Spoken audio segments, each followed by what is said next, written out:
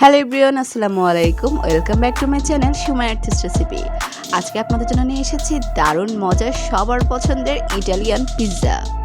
আজকের রেসিপিটা কিন্তু একদম প্রফেশনাল রেসিপিতে তৈরি করে দেখানো। শেফরা যেভাবে পিৎজাটা বানায়, পিৎজার ডো থেকে শুরু করে একদম সম্পূর্ণ পিৎজাটা বানানো পর্যন্ত সকল টিপস আপনাদের সাথে শেয়ার করব। প্রথমে একটি বাটিতে আমি কুসুম গরম পানি নিয়েছি 1 কাপ প্লাস হাফ কাপ। এরপর এর মধ্যে দিয়ে দিচ্ছি ইস্ট 1 চা চামচ। ইস্টটা অবশ্যই আপনারা ভালো ব্র্যান্ডের নেওয়ার চেষ্টা করবেন। ঢাকনা দিয়ে এগুলোকে আমি ঢেকে দিচ্ছি যতক্ষণ না পর্যন্ত উপরে একটা বুদবুদ সৃষ্টি হয়। এরপর আরেকটি শুকনো বাটিতে আমি নিয়ে নিয়েছি 3 কাপ পরিমাণ ময়দা প্লাস হাফ কাপ পরিমাণ।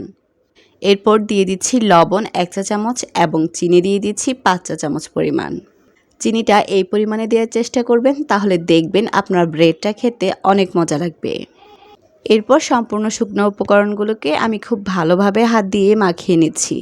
আমি এখানে 4টা পিৎজার ডো করব, সেজন্য আমি এই পরিমাণে নিয়েছি। আপনারা যদি 2টা পিৎজা করতে চান সেক্ষেত্রে আপনারা এর অর্ধেক করে দিবেন।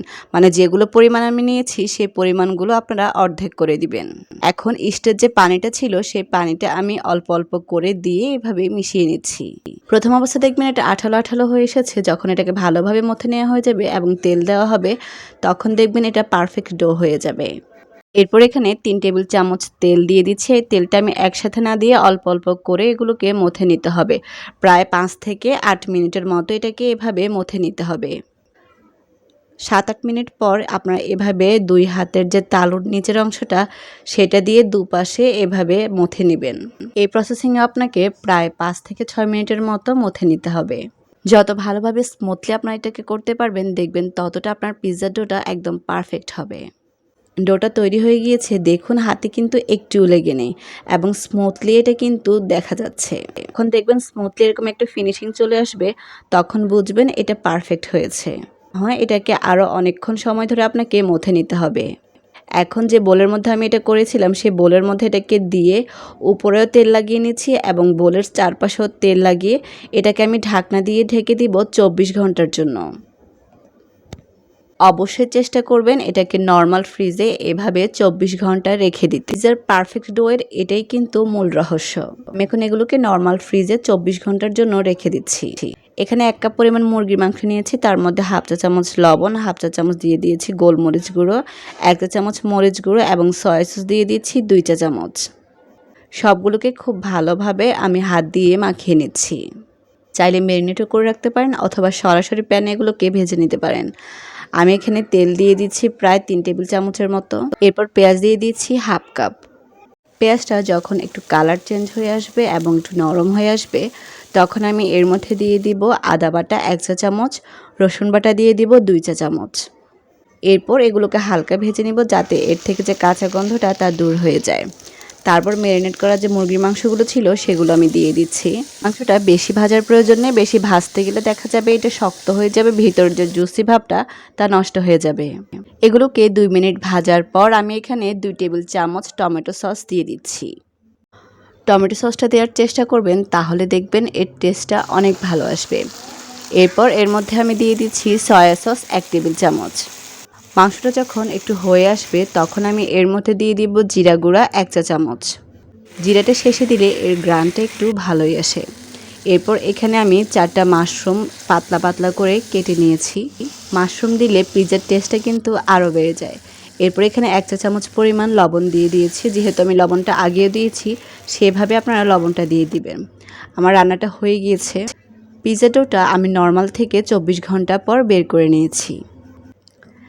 দেখেই বুঝতে পারছেন এটা কতটা ফ্লাফি হয়েছে। অনেক সময় দেখা যায় যে এই ডোগুলো বানাতে গেলে ইস্টের গন্ধটা বেশি লাগে। আমি যে প্রসেসিংয়ে দেখিয়ে দিয়েছি আপনারা সম্পূর্ণ প্রসেসিংটা সেভাবেই ফলো করবেন, দেখবেন ইস্টের কোনো গন্ধই লাগবে না। এটা খুব সুন্দরভাবে দেখলেন তো বাটি থেকে বের হয়ে এসেছে। এখন আমি এগুলোকে 4 ভাগে ভাগ করে একটা ডো আপনাদেরকে বানিয়ে দেখাবো। এখন আমি কিছুটা ময়দা ছিটিয়ে এটাকে একটু ফিনিশিং করে নিচ্ছি। আবার এখন আমি এই পিৎজা রুটিটাকে হাত দিয়ে একটু চেপে চেপে গোল শেপ করে নিব। যখন দেখবেন গোল শেপ করতে গেলে এটা হাতে লেগে আসছে এবং ভালোভাবে ছড়িয়ে যাচ্ছে না, সেক্ষেত্রে আপনারা অল্প একটু তেল দিয়েও কিন্তু এটাকে হাত দিয়ে ছড়িয়ে নিতে পারেন। আমি এখানে 9 ইঞ্চির একটা প্যান নিয়ে নিয়েছি এবং ওই প্যানের মধ্যে আমি এগুলোকে ঠিক এভাবে হাত দিয়ে চেপে চেপে চারপাশে ছড়িয়ে দিচ্ছি এবং সাইডটা ঠিক আমি যেভাবে দেখিয়ে দিচ্ছি আপনারা এভাবে করার চেষ্টা করবেন। এরপর কাঁটা চামচ দিয়ে ঠিক এভাবে আপনারা চারপাশে দাগ কেটে নেবেন। আমি আজকে রেডিমেড পিৎজা সসটা দিয়ে আপনাদেরকে বানিয়ে দেখাবো। আমি এখানে রাঘু কোম্পানির এই পিৎজা সসটা নিয়েছি। এটা কিন্তু আমার কাছে অনেক ভালো লাগে, সেজন্য আমি আপনাদেরকে এটা দিয়ে বানিয়ে দেখাচ্ছি। এখানে প্রায় 3 টেবিল চামচ পরিমাণ আমি পিৎজা সসটা নিয়ে নিয়েছি এবং রুটির চারপাশে ঠিক এভাবে ছড়িয়ে দিচ্ছি। এরপর এর মধ্যে আমি শুকনো মরিচ দিয়ে দিচ্ছি। এখানে প্রায় আমি 1 টেবিল চামচের পরিমাণ শুকনো মরিচটা দিয়ে দিয়েছি। এরপর এর মধ্যে আমি যে মজারেলা চিজটা সেটা দিয়ে দিচ্ছি। এরপর কিছু যে স্লাইড চিজগুলো আছে সেই স্লাইস চিজগুলো আমি দিয়ে দিচ্ছি। স্লাইস চিজগুলো আপনারা না দিলেও হবে, তবে আমার কাছে পিৎজার মধ্যে যত চিজ হয় ততই ভালো লাগে।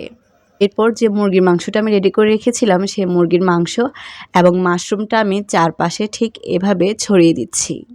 আর মুরগির মাংসটা আপনারা কতটুকু দিবেন সম্পূর্ণ আপনাদের টেস্টের উপরে নির্ভর করে। এরপর এখানে কিছু ক্যাপসিকাম আমি দিয়ে দিচ্ছি। ক্যাপসিকামগুলোকে আমি লম্বা লম্বা করে কেটে নিয়েছি। আপনারা যে কোনো কালারের ক্যাপসিকাম এখানে ব্যবহার করতে পারেন। এরপর ব্ল্যাক অলিভ দিয়ে দিচ্ছি। ব্ল্যাক অলিভটা দেওয়া হয়ে গেলে আমি এখানে দিয়ে দিচ্ছি অরিগানো পাউডার। এটাই হচ্ছে পিৎজার যে আসল ফ্লেভারটা আসে, সেই ফ্লেভারটা মূলত অরিগানো পাউডার থেকে আসে। তাই কোনোভাবে এটাকে স্কিপ করা যাবে না। এরপর উপরে আমি আরও একটু পিৎজা সসটা দিয়ে দিচ্ছি। আমি কিন্তু আরও আগে একটা পিৎজা রেসিপি করেছিলাম, সেখানে আমি পিৎজা সসটাও বানিয়ে দিয়েছিলাম। আপনারা চাইলে ডেসক্রিপশন বক্সটা চেক করে নিতে পারেন। উপর থেকে এভাবে পিৎজা সসটা দিলে দেখবেন এর টেস্ট আরও ভালো লাগে। আমি যেহেতু ঝালটা একটু বেশি পছন্দ করি, সেজন্য আমি এখানে আরও কিছু শুকনো মরিচ দিয়ে দিয়েছি এবং উপর থেকে বাকি যে চিজগুলো ছিল সেই চিজটা দিয়ে দিচ্ছি। চিজটাও কিন্তু সম্পূর্ণ আপনার টেস্টের উপর নির্ভর করে। আপনি যদি আমার মতে বেশি চিজটা পছন্দ করেন তাহলে চিজটা বেশি দিবেন। এরপর পিৎজার সুন্দর একটা কালারের জন্য আমি চারপাশে এভাবে পিৎজা সসটা লাগিয়ে দিচ্ছি। আজকের পিৎজাটা আমি চুলায় বানিয়ে দেখাচ্ছি আপনাদেরকে।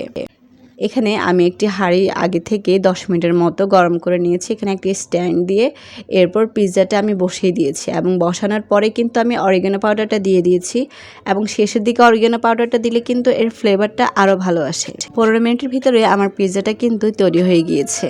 পিৎজাটাকে কাটিয়ে দেখাচ্ছি এটা কতটা পারফেক্ট হয়েছে। এভাবে বাসায় বানিয়ে দেখবেন, আপনার বাহির থেকে আর পিৎজাটা কিন্তু কিনতে হবে না। বাসায় খুব মজার, দোকানের চেয়েও বেশি মজার আপনি পিৎজাটা বানিয়ে নিতে পারবেন। রেসিপিটি ভালো লাগলে প্লিজ আমার চ্যানেলটিকে সাবস্ক্রাইব করবেন এবং লাইক শেয়ার করে পাশে থাকবেন। আল্লাহ হাফেজ।